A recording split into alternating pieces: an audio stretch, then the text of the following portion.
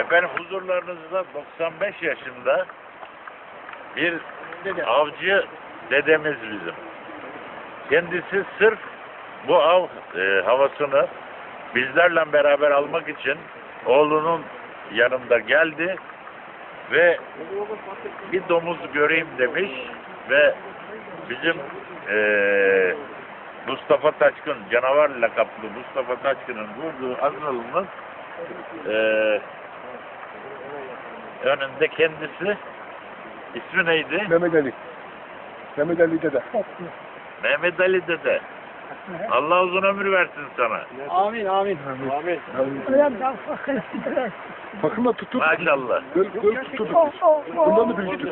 Nasıl? Bakınla böyle bundan da büyüktür. Öyle ha, maşallah. Evet. Evet. Bu böyle gençliğimiz, işte babam ne kadar büyük baksana. Baba gördün değil mi?